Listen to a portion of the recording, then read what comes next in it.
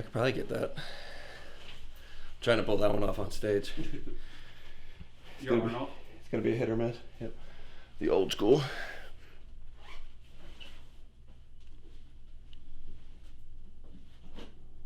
I think I can get it without falling over.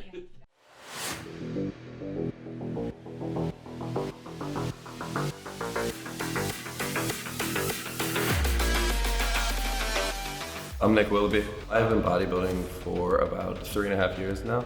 I was 170 pounds lean, no muscle structure, so I was just scrawny.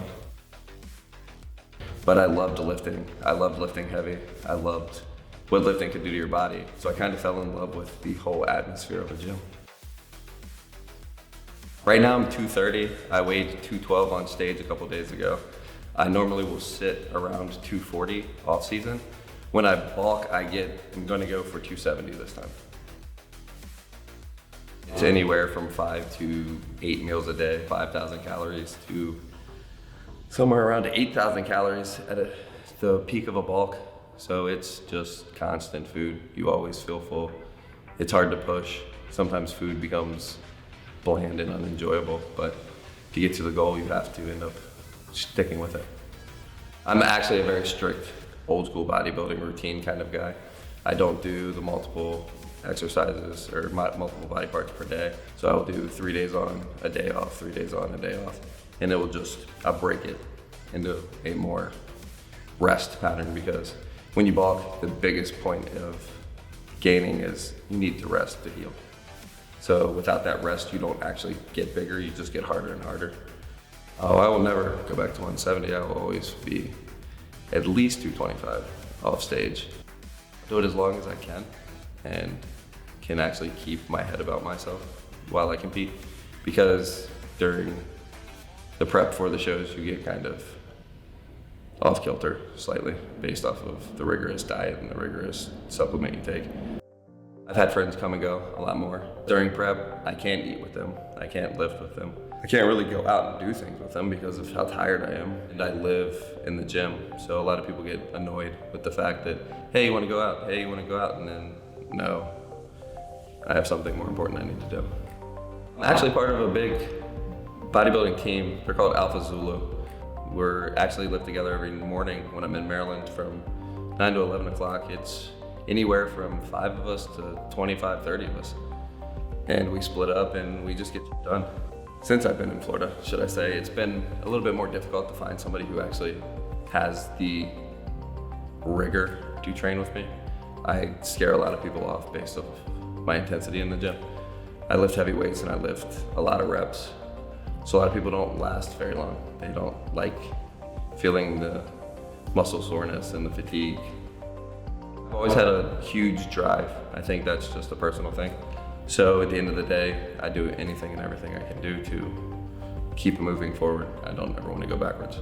I won't stop doing it until I achieve what I want to achieve. I want to beat Bumstead, who is the winner of the Olympia Classic Physique. And I want to be on stage next to him and have the chance to dethrone him. Plain and simple, that would be my goal. If I do my bulk right and do my prep for my junior USAs next year and step on that pro stage at a high quality with 18 more pounds of muscle, I have a shot to compete with anybody in the sport. Never think you know everything in this sport, and never think that there's only one way to go about this sport, because I would be a lot further along if I would have let my coach start earlier. I didn't need to do it all by myself. There is an old school and there is a new school. They both work and they're both successful. You have to find what works in this sport for you, not for somebody else, because everybody's diet can be slightly different.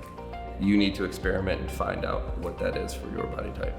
And the faster you can figure that out, the easier the road will be.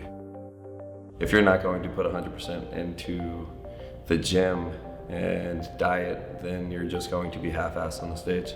If you don't put all of the work and time into it, then you won't achieve anything beyond a basic bodybuilding career. You can't go very far with it. I don't think anybody can do this. I think if you set your mind to it, you might be able to achieve some. I don't think everybody's meant for an Olympia stage. I think There's huge genetic factors. You see some people and they just have genetic features that aren't going to give them the look that's going to put them somewhere. And some people are better for powerlifting and some people are better for bodybuilding. So there is a huge genetic factor. But with all of that aside, I think that if you put your mind and your body to it and you make some sacrifices of what you're willing to do to get to the point you want to be, that you can achieve most of what you want. Maybe not everything, but you can damn sure look better than you look if you put your mind to it. Hey guys, if you like what you saw in today's video, don't forget to like and subscribe and hit the notification bell.